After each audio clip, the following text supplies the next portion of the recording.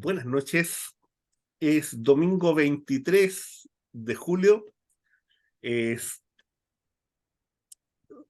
pasado las 9 de la noche, para decirlo. Estamos aquí analizando la semana política en Crónica Digital, agradeciendo las visitas, las personas que comentan, los que se suscriben a ambos canales, ¿no? El canal de Crónica, este canal, invitarlos a suscribirse a ambos. Juan Andrés, ¿cómo estás? Aquí estamos, Omar, después de una intensísima semana llena de vaivenes y cosas, de cosas regionales, la Unión Europea con la CELAC, ahí se encontraron. Y bueno, y aquí, ¿qué decir? Pues aquí en nuestro querido país han pasado cosas, hay algo que decir, hay algo que analizar, o por lo menos Bastantes cosas. intentar. Oye, Juan Andrés, para que entremos de inmediato, Sí, vamos a la cancha al vamos, tiro. ¿Para qué vamos a vamos la a cancha, demorarnos más?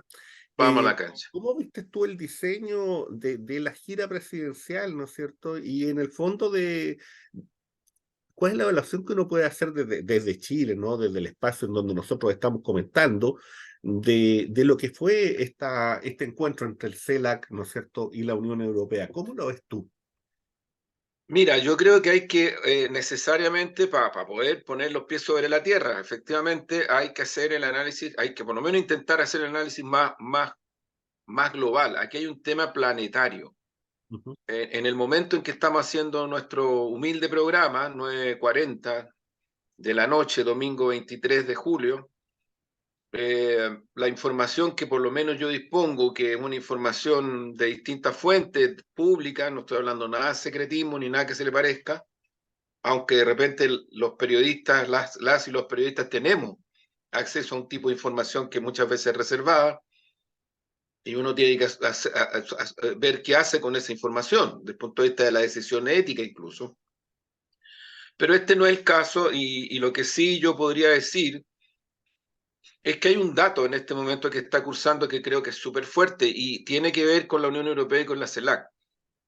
Y todo indica que por un lado, la llamada contraofensiva ucraniana con el apoyo muy fuerte militarmente, económicamente, de Estados Unidos, con presencia, le llaman mercenarios, pero en realidad son soldados, son soldadescas de Gran Bretaña, de Italia, de España, de Francia, qué decir Estados Unidos, Alemania, eh, con un muy fuerte apoyo militar de la OTAN, por cierto, del imperialismo norteamericano. Lo que está ocurriendo en estas horas es que esa llamada contraofensiva o como se le quiera llamar está resultando un desastre, ¿eh? No estamos hablando solo de un fracaso, estamos hablando de un desastre. Y todo indica que la reserva estratégica militar rusa está empezando a operar a cierta dimensión, ni siquiera una dimensión mayor, a cierta dimensión. Eh, y bueno, y siguen ocurriendo cosas terribles. Han matado en el transcurso de la semana, han matado a un corresponsal de una agencia rusa. Curiosamente, aquí como que si no existiera, aquí digo en Chile, e incluso en Naciones Unidas se está pronunciando sobre ese asesinato, porque es un asesinato, es un corresponsal, no es un soldado, es un corresponsal.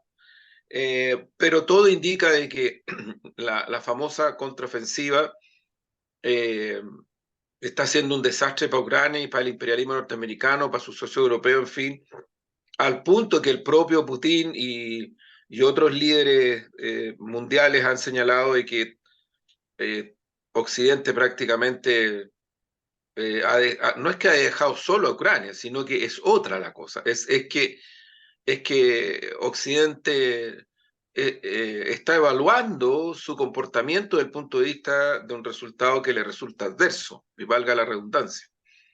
Entonces, en ese contexto, además, el tema de los trigos, el tema del trigo, aun cuando el imperialismo norteamericano y la OTAN y la Unión Europea han tratado de responsabilizar exclusivamente a Rusia de esto, sin embargo, hay un anuncio que puede cambiar totalmente toda la situación, porque Putin lo que ha dicho es que el grano puede ser incluso distribuido a nivel mundial con precios menores incluso, y que eso Rusia lo va a hacer y está dispuesto a hacerlo. Esto es extraordinariamente importante para África, para Asia-Pacífico, para América en todo el continente, porque somos los residuales, somos la periferia. Entonces, otro el comportamiento, porque lo hemos dicho otras veces a propósito de la muerte hace pocos días atrás de Franz Hinkelamer, un gran teórico de la teoría de la dependencia, es uno de los que desarrolló el concepto de centro-periferia.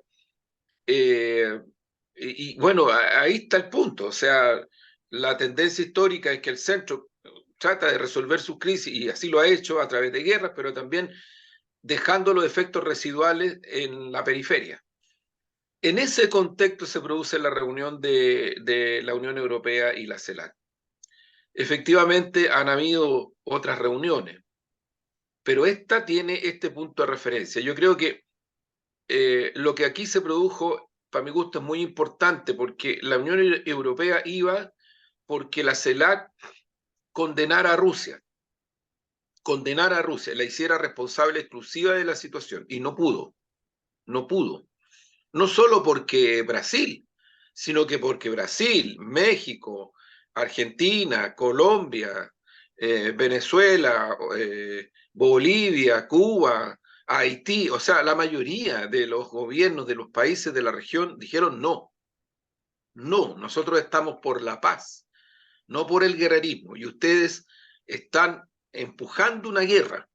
Se los dijeron en su cara, ¿eh?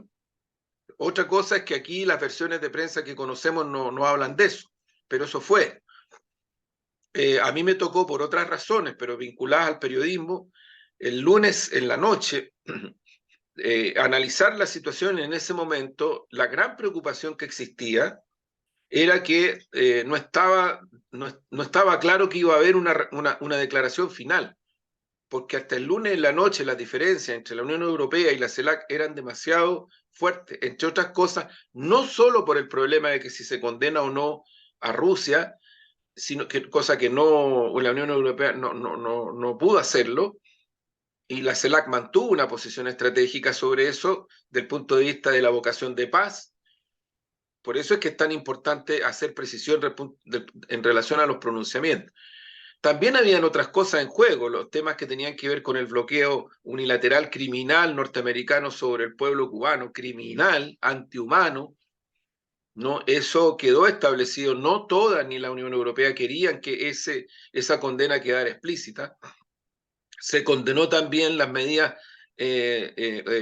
arbitrarias, totalmente arbitrarias, que adopta el imperialismo norteamericano, Estados Unidos, sobre Venezuela, que también tiene efectos para su pueblo de manera brutal. Esas cosas quedaron. Hay otras que yo diría que son una especie de empate de fuerza, particularmente respecto al tema de la fuente energética, la inversión y el hidrógeno verde. Hay un movimiento, ahí hay algo que está cursando, pero yo diría que es necesario, me permito sugerir incluso, el análisis que hace un medio internacional, Hispavox, si yo no me equivoco, donde hay varios analistas peruanos, está Florencia Lagos también, hay otro analista español, que hicieron, para mi gusto, un análisis bien interesante en esta perspectiva, porque creo que ayuda a la comprensión de la importancia que tiene para la región y para el planeta que CELAC se haya instalado como un bloque de naciones en cuestiones muy sustantivas. Falta, que duda cabe que falta, claro que falta. Hay disensos. Creo que la posición del presidente Boris estableció un disenso en algunos puntos sustantivos, en otros no, en otros hubo consensos. Hay que tener presente, y yo hago ahí el punto de referencia, Nicaragua no firmó la declaración. Y yo no soy de los que descalifican a las naciones y sus gobiernos de la manera tan superficial y tan arbitraria e unilateral como algunas y algunos lo hacen. Hay que escuchar y hay que atender las razones por las cuales Nicaragua no firmó esa declaración. Entre otras, porque Nicaragua tiene una situación particular respecto de lo que ha significado la intervención norteamericana y europea en Nicaragua. Mira, yo voy a dar un dato que nadie puede mentir. La familia Botín, que es la dueña del Banco Santander, es la principal fuerza económica y política que opera sobre Nicaragua para desestabilizar ese proceso. Eso es así. Es como que uno mirara para el techo si dijera, no, si la familia Luxig no hace política en Chile, o la familia Heller, o la familia Falabella Solari, no, no hacen política, o los Edwards, o los Mates, no, no hacen política. No, si es una casualidad que tengan la incidencia que tienen en la pesca, en la minería, no, ellos no hacen política. De verdad que es un simplismo inconducente y absurdo.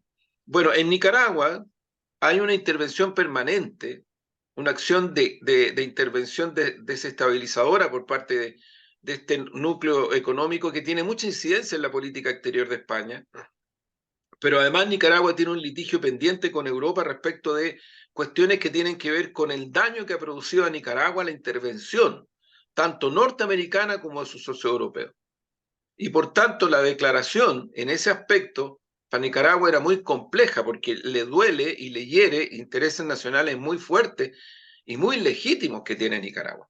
Entonces también hay que mirar con atención. Nicaragua hoy día es un país, uno podría decir territorialmente pequeño, pero del punto de vista de su autonomía, su desarrollo político, su soberanía, del punto de vista de la zona en donde está ubicado, cada día que pasa es más importante del punto de vista de lo que son los ciclos de integración regional, particularmente Caribe, Centroamérica, y hay que mirar con atención eso porque el mundo, efectivamente, no como decía Fukuyama, ¿no? El fin de la historia, no, como dice Marx, la globalización capitalista en su fase de especulación financiera produce efectivamente situaciones a partir de las cuales los estados nacionales, lo decía Salvador Allende también en su discurso en Naciones Unidas, en donde la confrontación estratégica planetaria es entre estas corporaciones que no tienen ni patrias, ni Dios, ni naciones, versus los estados nacionales emergentes, los bloques de naciones que ya vemos. Argelia acaba de ingresar al BRICS, colocando una cantidad de miles de millones de dólares importante. Se está configurando el BRICS como una zona totalmente referencial para la economía mundial en relación a los temas financieros. Entonces la cosa va muy rápido, Omar, lo hemos dicho otras veces, está muy dinámica. Y creo que el resultado de la reunión CELAC, Unión Europea, más o menos uno podría analizarla en estos términos. Sí, yo a lo que tú estás añadiendo, o a lo que tú has expuesto, Juan Andrés, yo añadiría lo siguiente, principalmente en relación de lo que se ha hablado acá en Chile y de la óptica que se ha tomado, ¿no es cierto?, en cuanto a la intervención del presidente Boric y, y ser como un antagonismo, ¿no es cierto?, de lo que hace el presidente Lula. Eh, porque de repente se habla y se dice y no se toman en consideración elementos que son sumamente importantes. Por ejemplo, en un informe del año 2018 sobre el tema de los ejércitos, de los 25 ejércitos más importantes a nivel del mundo, Brasil ocupa el puesto 17. Brasil además contiene, ¿no es cierto?, una cantidad de población que abarca un porcentaje importante de esta área sur del continente. Por tanto, lo que Brasil establece como política o establece como posición, evidentemente que es relevante para el continente. Claro, absolutamente. Más todavía, ¿no es cierto?, cuando en esa posición se suma o se acerca, con algunas diferencias, Argentina. En el caso de Chile, ¿no es cierto?, cuando se va a un foro internacional de estas características, cuando tú ya tuviste además un antecedente bastante delicado, que fue lo que hiciste en el propio Brasil, y luego insistes en ciertos elementos de tu posición que pueden ser importantes, que pueden ser relevantes, pero yo no sé si identifican a todo el país, porque una cosa es que tú vengas y tengas una posición política y una posición incluso ética, pero otra cosa muy distinta cuando tú estás representando un Estado. Es bastante distinta cuando tú estás representando un Estado, que en este caso son cerca de 20 millones de habitantes, que tiene un ejército pequeño, que tiene un país largo y extenso, difícil de defender, que tiene una economía que está, ¿no es cierto?, hoy día en una situación delicada, y que por tanto, desde el punto de vista internacional, pareciera ser que nos conviene, es como se dice, pasar piola, y no hacer, ¿no es cierto?, tanta exuberancia, sobre todo cuando estamos en una situación que también es muy compleja desde el punto de vista internacional. Y tan compleja de que la Unión Europea llega hoy día a esta reunión con la CELAC, llega en una posición, en una posición debilitada. Llega en una posición con una crisis económica a cuestas. Llega Claro. buscando recursos. Llega buscando, ¿no es cierto?, de dónde puedo yo venir y cubrir una serie de necesidades que tengo. Necesidades que tengo, ¿no es cierto?, de ciertos elementos de supervivencia que tienen que ver con alimentos, que tienen que ver con metales, que tienen que ver con, en el fondo, posibilidades de negocio que se cerraron a partir del hecho de que hoy día Europa es un continente más o menos aislado, porque su relación con su fuente principal de recursos, que era Rusia, hoy día no existe, porque la relación con la India no es tan buena, porque la relación con China está más o menos, y además quieren establecer una lógica de competencia. Entonces, se da esta reunión en estas condiciones, por tanto, y además ahí hay una cuestión discursiva que a mí me preocupa mucho y que tiene que ver con esta dimensión de esta élite un poquito enferma. Cuando tú vienes y estableces y partes tu discurso diciendo que nosotros somos tan iguales a los europeos,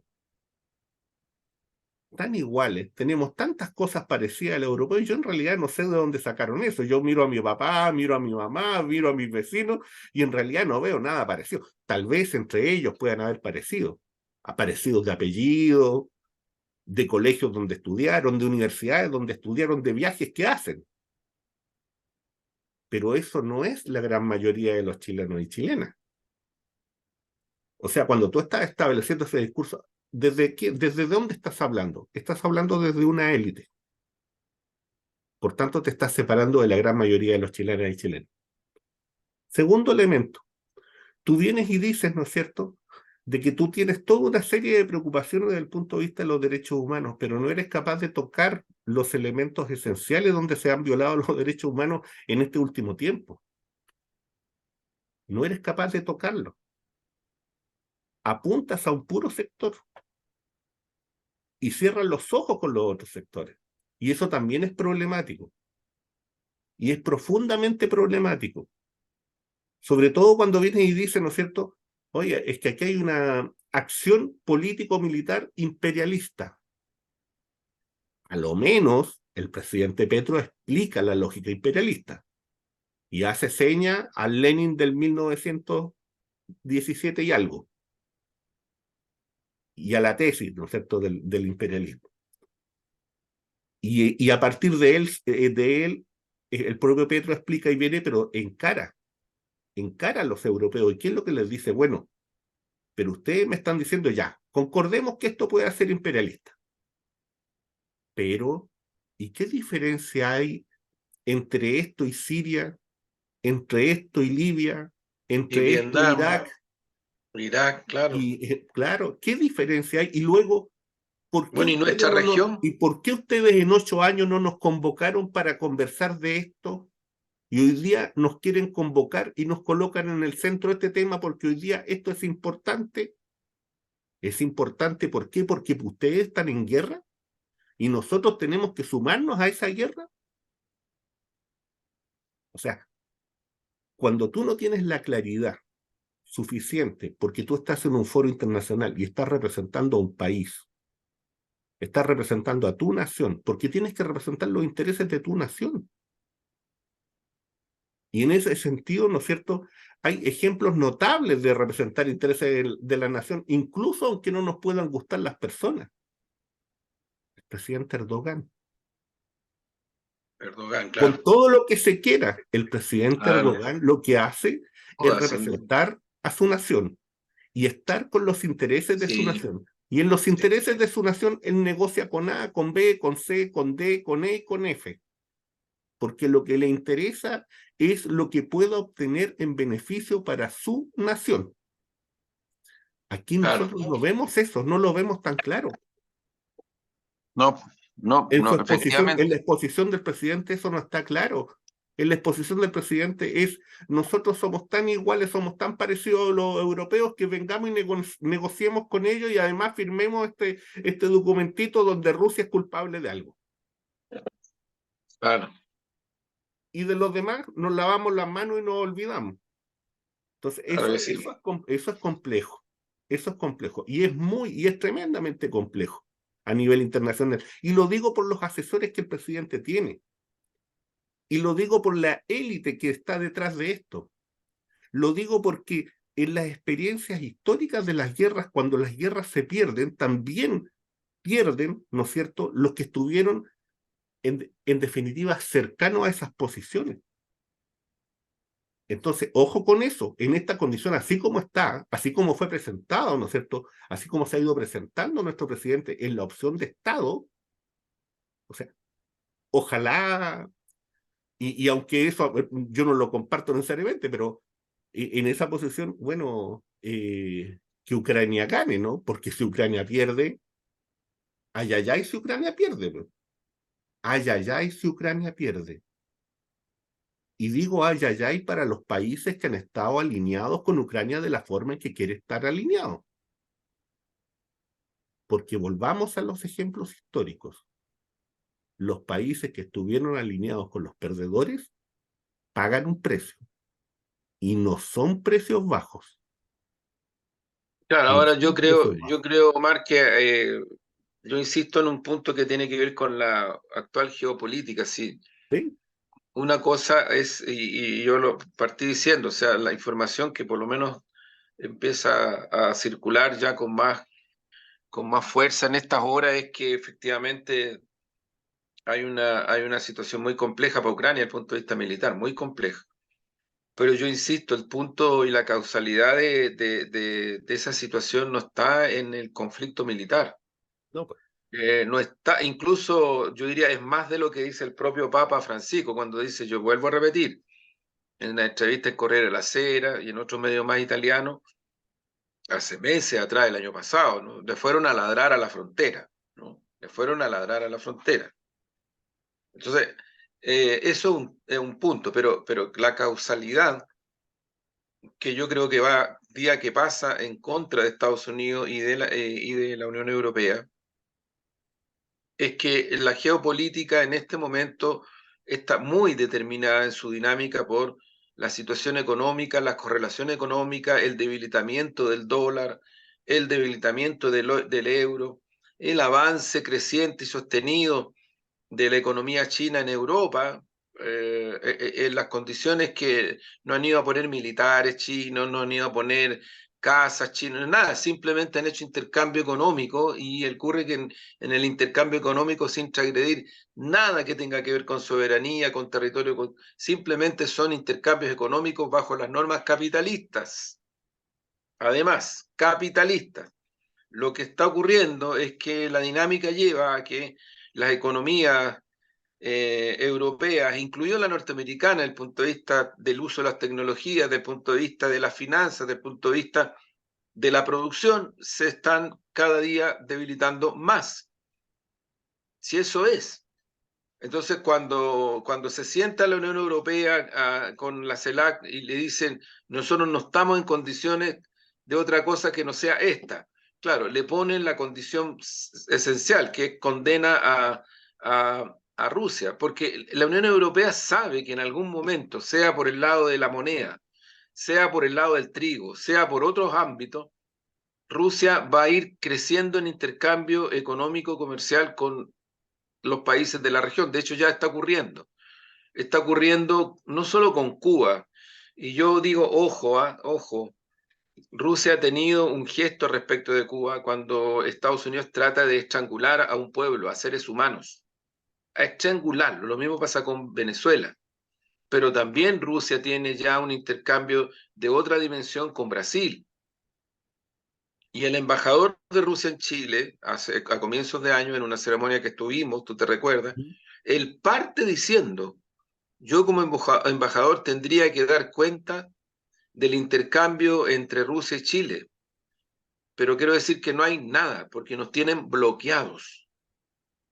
Eso, a propósito de lo que tú dices, a propósito de las derrotas y los triunfos, eso puede significar un golpe muy grande al Estado Nacional chileno, no solo al gobierno del presidente Boris, no, al Estado Nacional chileno, porque no se va a detener el intercambio que está realizando tecnológica y económicamente Rusia con Bolivia y con Argentina. Ojo, países limítrofes con Chile. Eso no se va a detener, al contrario, se está incrementando.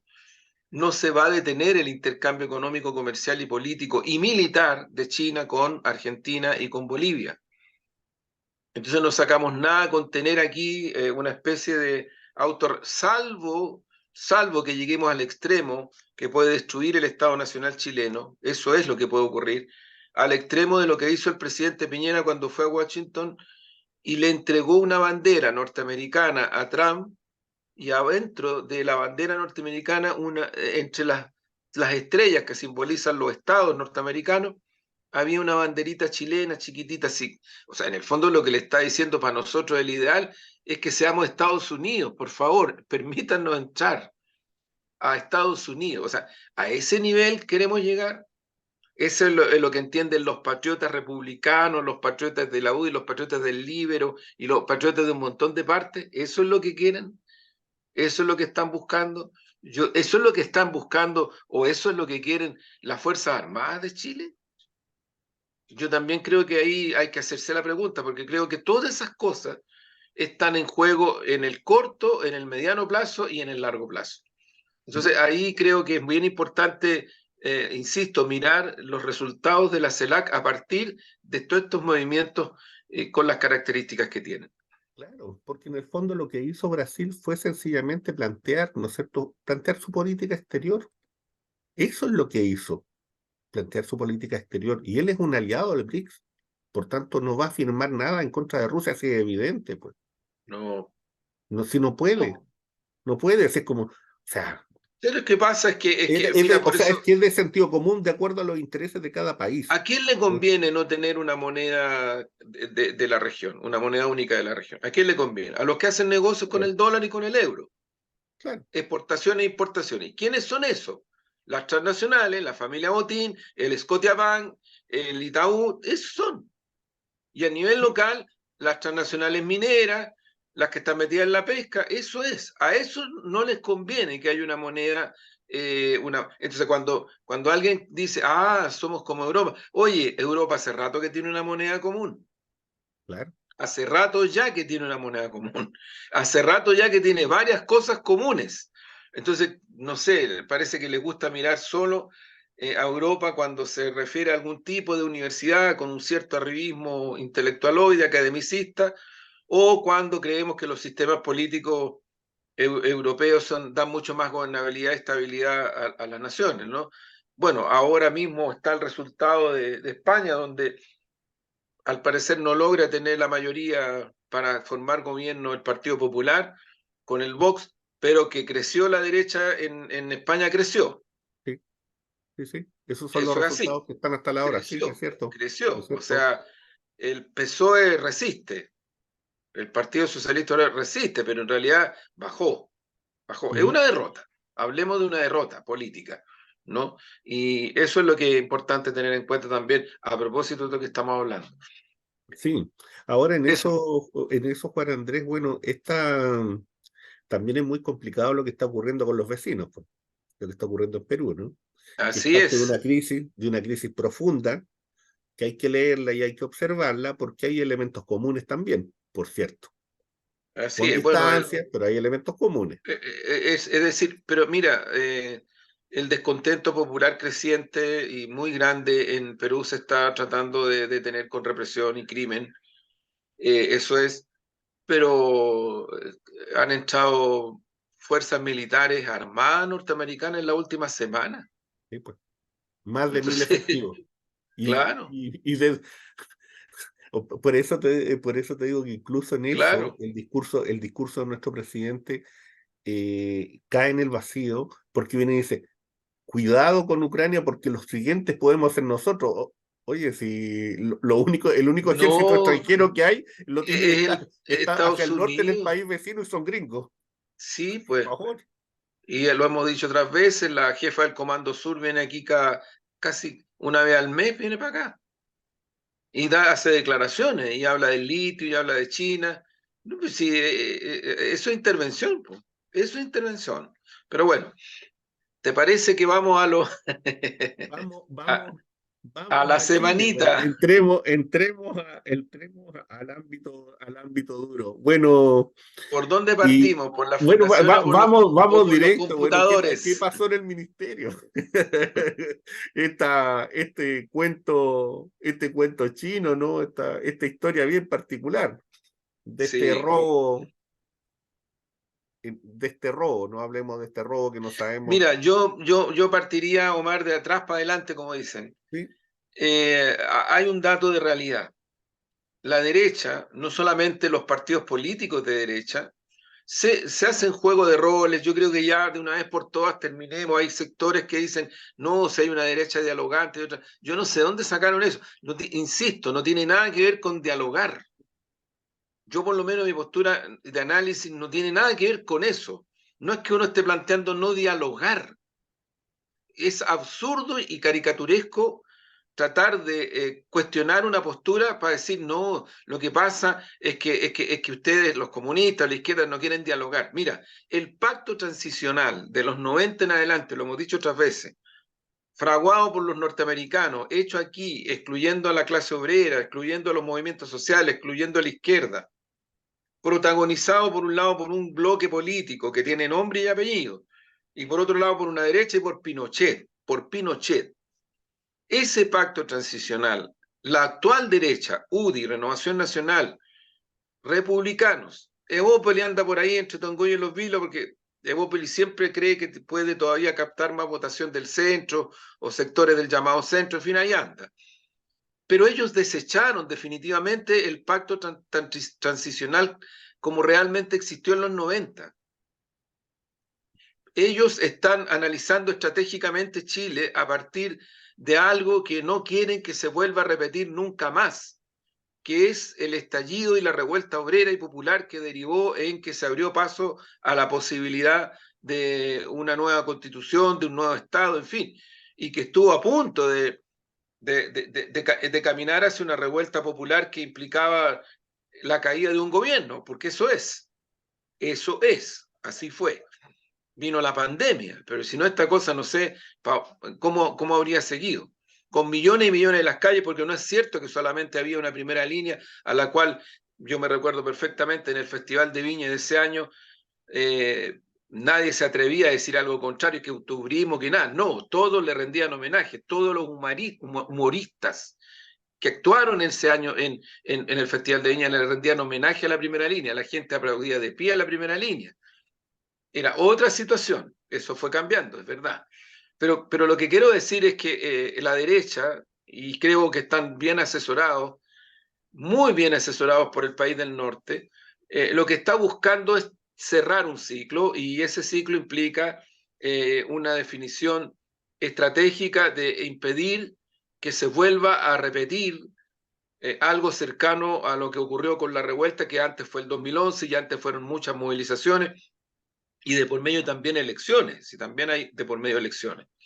Entonces yo creo que están en eso y se van acercando a eso. Dentro de esa estrategia, el objetivo que tienen es desgastar al máximo al gobierno del presidente Boris, al máximo. En eso Boris ha dicho algo que es cierto.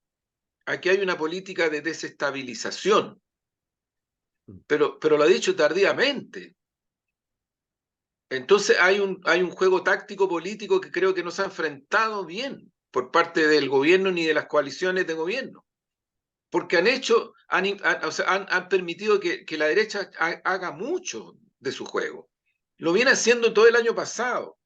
Otras veces lo dijimos, tiraron el mantel cuando se les convocó a una mesa nacional para construir una propuesta sobre crimen organizado, lavado de dinero, narcotráfico, en fin, tiraron el mantel, porque ellos lo que estaban buscando y siguen buscando es llevar esos temas al Parlamento y quedarse ellos con la bandera, porque esa es la mezquindad que tienen.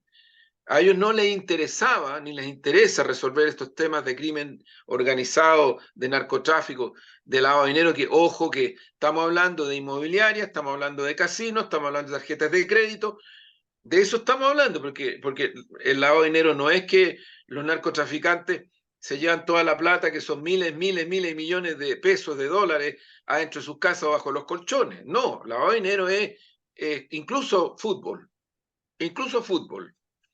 Pero de eso nada se investiga y hasta ahí llegan las cosas. Sin embargo, los proyectos de ley que ha presentado este gobierno, algunos que se están aprobando en estos días, apuntan a investigar ese tipo de situaciones. Entonces, yo creo que ahí hay un punto de referencia que es súper importante, porque ahora es obvio que están usando y abusando de la situación de las fundaciones, de los cuales ellos son parte. No es que no existan fundaciones ni ONG vinculadas al gran empresariado, a la derecha, a los llamados emprendedores. Existen mucho, mucho, mucho. Pero ahora están buscando este argumento, como usaron el año pasado los indultos, ¿no? Para echar abajo la reforma de pensiones, echar abajo el pacto fiscal para resolver el tema de la reforma tributaria. Entonces van por una desestabilización creciente. Y claro que usan y abusan de estas situaciones. Dicho esto, y yo creo que ahí hay, o sea, en las últimas horas ha habido más énfasis por parte de vocerías gubernamentales. Las coaliciones yo diría que muy desordenadas en el sentido no de orden, porque me carga el concepto de orden en la política, sino que muy, muy dispersas en las direccionalidades, incluso en confrontaciones mutuas. Pero dicho esto, yo siento que todavía no hay un paquete de acciones y de medidas que de verdad, llegue al máximo respecto de terminar con las condiciones que permiten que ocurran estas situaciones de fundaciones. Y esto se agrava con los robos, porque lo queramos o no, la ciudadanía, lo que cree, y eso lo están demostrando las encuestas, es que hay toda una mañosería donde aparecen los partidos políticos, la política, el gobierno, el parlamento, y los mete a todos en el mismo saco y ¡paf! Fíjate, Omar, te digo una cosa, ojo, republicano en todos estos días, segundo plano total, segundo plano total. El gasto lo está haciendo la UDI, Renovación Nacional, qué decir, el Frente Amplio y los partidos de las coaliciones, el propio gobierno, versiones que se contradicen incluso, y creo que ahí hay un tema que a mí me parece que todavía sigue dando vueltas, dando vueltas, dando vueltas. Yo te diría que los republicanos están actuando a través de sus medios virtuales, a través de ciertas vocerías intermedias que tienen con su análisis, ¿no? Y son vociferantes en cuanto a lo que ellos elucubran, ¿no es cierto?, como hipótesis frente al tema de lo que ocurrió principalmente en el ministerio, de este robo de computadores y de la caja fuerte. Frente a eso es cosa de escuchar a la señora Marino y a otros tantos más que Sí, circulan por ahí, que uno puede hacer seguimiento, ¿no es cierto?, de lo que plantean, y que más o menos se repite la hipótesis de trabajo del señor de los suspensores.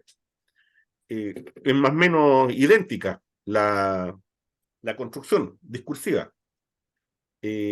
A esa construcción discursiva yo diría que solamente hay dos elementos que escapan ahí, y que tiene que ver, ¿no es cierto?, con que el servicio de seguridad del ministerio está asociado, ¿no es cierto?, o quien es dueño o está a cargo, quien armó esta empresa, ¿cierto?, está asociado a sectores de derecha, y que eso no está dentro de ese análisis, lo omiten, como también omiten que esta señora esta anciana, ¿no es cierto?, está ligada o tiene alguna ligación, ¿no es cierto?, con los sectores de CAS, ya sea como reclutadora, ya sea como militante, algún Claro, tipo de yo estoy de vinculación acuerdo, Marc, con hay eso. ahí. Ahora, estoy de acuerdo. Lo que pasa es que este es un tipo de situación donde sí se necesitan ciertas radicalidades. Sí. Se necesitan. Y para mi gusto, una radicalidad concreta es terminar con las causas que permiten que fundaciones, ONG o quien sea, utilice recursos públicos para hacer lo que hicieron. Punto. Y Sí, eso significa nuevas medidas, nuevas acciones, significa, claro, no terminar así, paz con las fundaciones y con la ONG, pero significa terminar con la actual situación, con la actual relación entre el Estado y ese tipo de instituciones, claro. Es que la son en relación del rigor, Estado, ¿no es cierto?, con ese tipo de es que organizaciones y ¿sabéis lo cómo que se da. pasa, Marc? Sí, Claro, porque eso. son en rigor son privadas, Sí, pues, sí, eso. son instituciones privadas. Y eso se vincula asociativamente con, lo ha dicho varias veces las declaraciones del PC, en particular la doctora Carmona cuando lo han entrevistado, eso se relaciona con el Estado subsidiario. Si hay muchas de las cosas que hacen las ONG o las fundaciones, que además son cuestiones legales, evidente que hay irregularidades y eso hay que también investigarlo, pero el tema va más allá, pero esto está vinculado a que el Estado delegó recursos en fundaciones o en instituciones privadas que antes del golpe terrorista las realizaba el Estado. Claro, son muchas funciones que realizar el Claro. Estado. Sí, sí, sí. Entonces, yo lo que creo es que ahí no hay un punto intermedio y siento que no se han tomado las decisiones que permitan que esto cambie y ojo, que a partir de eso una ciudadanía que está cansada de ver corrupciones, porque ¿en qué terminó Mobgate bajo el gobierno del expresidente Lago?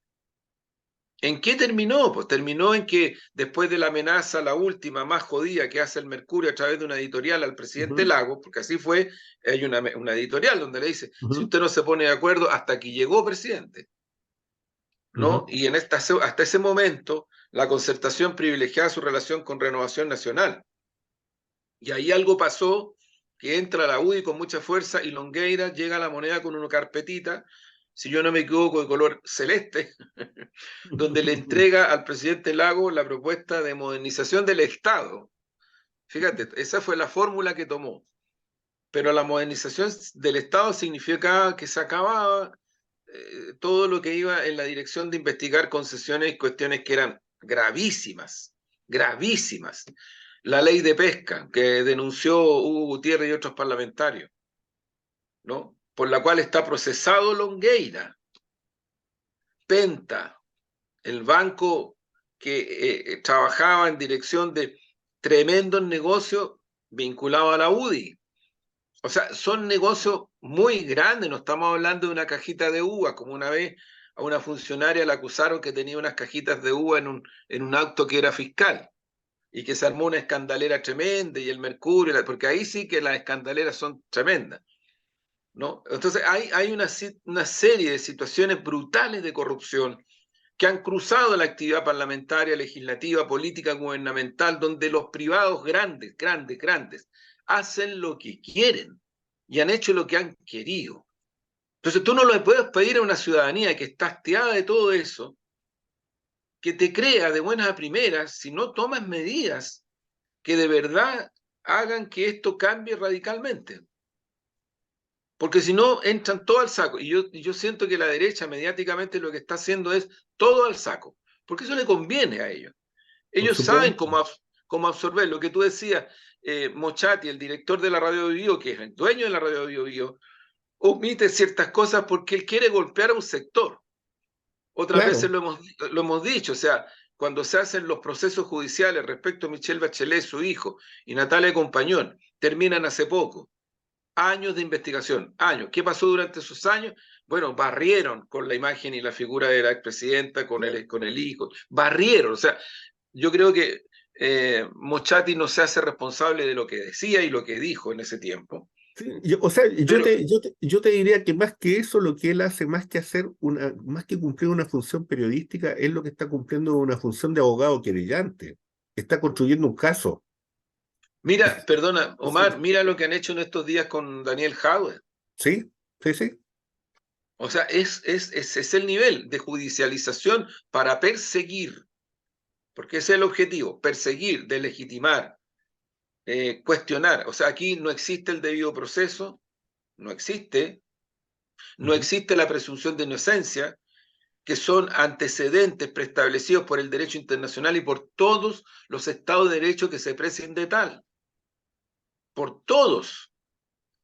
Entonces ocurre que aquí se está llegando a niveles de, yo te diría, de violencia política, de violencia en ese plano, muy tremenda, que yo, chuta, no puedo dejar de decir que también he sido víctima de eso, pero no por la derecha, o sea, en un momento sí por la derecha, sí ujú. por la derecha, bajo el gobierno de la mayoría, incluso a mí me dieron una golpiza, me amenazaron de muerte, pero después por otro sector, por el sector, mi sector, donde también este efecto manada se usa para deslegitimar a una persona, en este caso a mí y a mi hija, ¿no?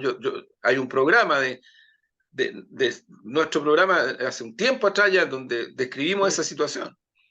Entonces, cuando tú tienes esos elementos que son relativamente transversales y se usan y se abusan de ellos, a mí me parece súper complicado, pero muy complicado. Mira, el diputado Jaime Mulet acaba de terminar un proceso. El Tribunal Constitucional se pronuncia, se pronunció la Corte Suprema. O sea, entonces habría que concluir de que, no sé, la Corte Suprema, el Tribunal Constitucional, están todos funcionando a favor de Jaime Mulet. Todo el Poder Judicial, curioso, a lo menos. Sin embargo, a Jaime Mulet se le estigmatizó, se le quitó el apoyo cuando era Sí, candidato por segunda o por tercera vez. ujú. Entonces uno dice, bueno, parece que la judicialización, esta transversalización, efecto manada, de liquidar a quien tú consideras que es tu adversario, incluso de tu propio sector, usando redes, usando, qué sé yo, los mecanismos que se usan, es complejo lo que está pasando en la sociedad chilena. Yo lo decía el otro día en Radio Nuevo Mundo, es muy complejo lo que está pasando en la sociedad chilena en este sentido. Ahora, con una hegemonía mediática que es la que es, las siete familias hacen y deshacen en los medios hegemónicos, con un poder fáctico que son los gremios de las grandes empresas, donde se dan el lujo de decir, bueno, nosotros no estamos por un pacto fiscal y punto, exigimos que cambie. No estamos por impuestos a los súper ricos, punto, exigimos que cambien. No son ni siquiera un partido político, son un poder fáctico. Se eligieron entre ellas y entre ellos, pero son un poder fáctico en la sociedad. Sin embargo, tienen más poder que todos los partidos políticos de la izquierda juntos. Oye, Todos. Juan Andrés, pero en eso mismo que tú estás planteando, había, y nosotros hemos hablado en este tiempo de que ha habido un gran ausente, ¿no es cierto?, en este periodo, que es el pueblo chileno, que es Así es. son sectores organizados, ¿no es cierto?, que sean capaces de instalar sus temas en las calles. Y pareciera ser que este fin de semana ciertos sectores comienzan, ¿no es cierto?, a irrumpir en las calles y comienzan, ¿no es cierto?, a instalar sus demandas y con eso, de manera tibia todavía, ¿cierto? Eh, el escenario se puede ver, Bueno, la marcha de hoy del Noma FP fue claro, grandota.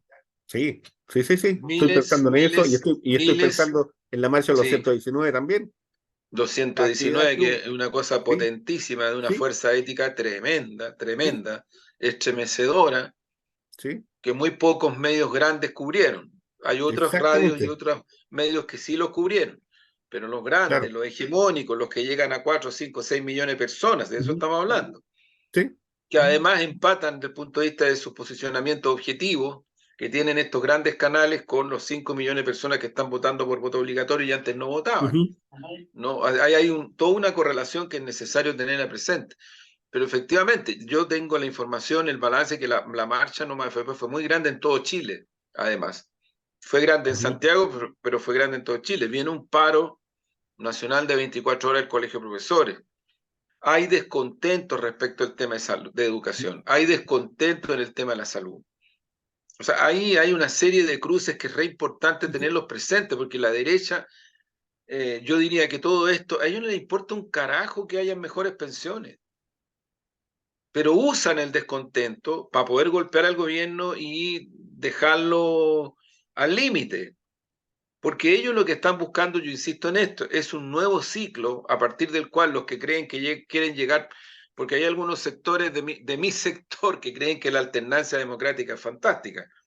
Bueno, hagamos la trayectoria de lo que eso ha significado en Chile. El Partido Comunista, muy responsablemente, el año 96 del siglo pasado, cuando Gladys encabezaba el partido, Ujú. le hizo una propuesta a la concertación.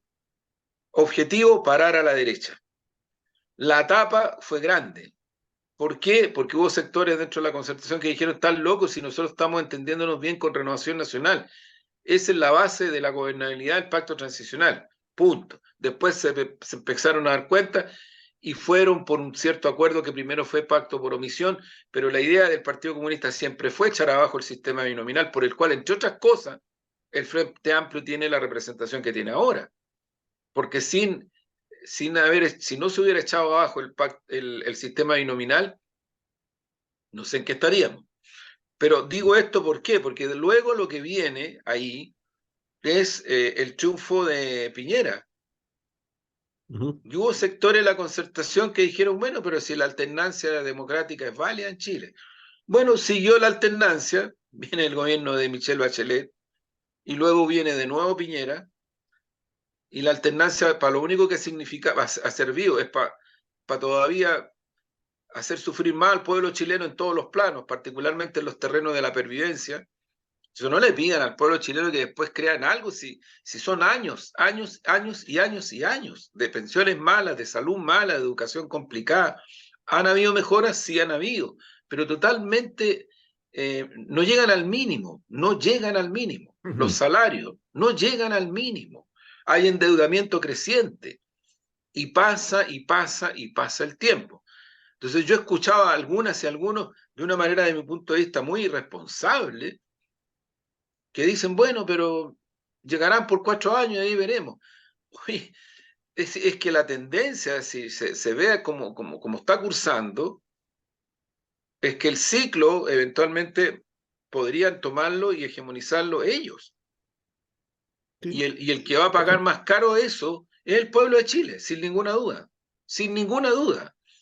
Entonces, por favor, cable a tierra, porque estamos viviendo una situación a partir de la cual lo que se está jugando en estos días, en esta semana y en los próximos años es o se mantiene una tendencia a generar una lógica de transformaciones estable en el tiempo, que significa una derrota estratégica para la derecha, superar el neoliberalismo y el capitalismo salvaje en Chile, o la derecha sigue adelante y llega al gobierno y llega al parlamento y llega a los municipios con correlaciones político-electorales que no va a ser tan fácil sacárselas de encima. Bueno, no solamente sigue adelante, sino que llega a acuerdos, ¿no es cierto?, en términos de esta famosa convención Bueno, constitucional, ¿cierto?, en donde hay una serie de puntos como la consagración de la libertad de elección en salud, la propiedad individual de los fondos de pensiones, ¿no es cierto?, instalados, ¿no es cierto?, como en el así centro es. constitucional, la protección de la vida que está por nacer y por tanto, desde ese punto de vista, dañar los derechos reproductivos ganados y obtenidos, ¿no es cierto? La supremacía constitucional, ¿no es cierto?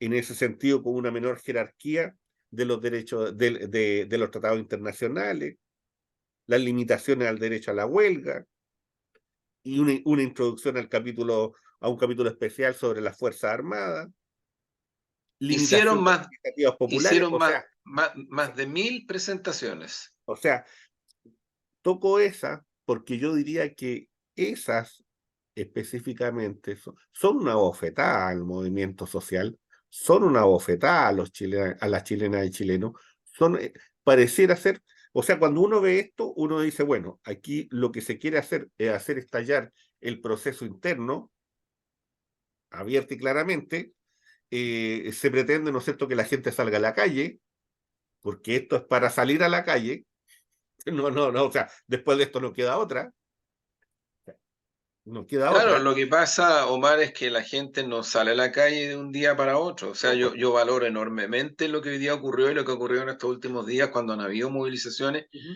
pero Sí, pues. eso cuesta mucho, no es tan fácil. O sea, piensa tú que aquí, yo por eso digo, el Partido Comunista de Chile, muy responsablemente, no pasaron 2 años y tomó la decisión de pasar de la independencia constructiva, que fue la primera definición táctica que tomó cuando empieza los 90, a oposición. Y tuvo razón. O sea, lo que está ocurriendo demuestra que tuvo razón. Entonces, no es que vaya a ser así como ya listo.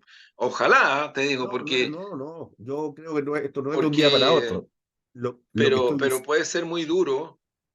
Además, porque tú tienes una dispersión política producto de la situación también, una dispersión política entre los partidos y las coaliciones que respaldamos al gobierno.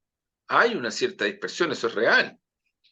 Entonces, bueno, tenemos poema, poesía, Sí, por supuesto, hay para ir cerrando ya, porque el tema da para largo, ¿no? El da tema para da mucho. y tenemos que seguirlo trabajando en realidad. Y bueno, un textito aquí. Todavía no tiene nombre, pero bueno, ahí vemos cómo le ponemos nombre después. Que le Sí, pongan nombre, que le pongan nombre. claro, mira, todavía inunda mi nariz un olorcillo ancestral a tierra mojada. La cordillera nos recuerda que nunca es tarde para cubrir su cabeza con una capucha blanca. Y la calle es adornada por conos naranjos para decirnos que hoy sí se puede caminar y correr a gusto. El día está para una cazuela o un chocolate caliente con malicia. El día está para una novela de Agatha Christie, una película de misterio, un cadrama, un concierto gótico, un tequila, un vodka, un aguardiente. El día está para decirte que todo va bien, aunque no me lo creas. Ah, qué buena, man. Súper buena. Ad hoc para los tiempos que vivimos y Sí, para el día que vivimos. sí, Buenísimo. pues, así Muchas es, gracias, Omar. así es. Ya pues, Que estén bien. Chao, chao. nos vemos. Chao, chao. Chao, Chao, chao. chao.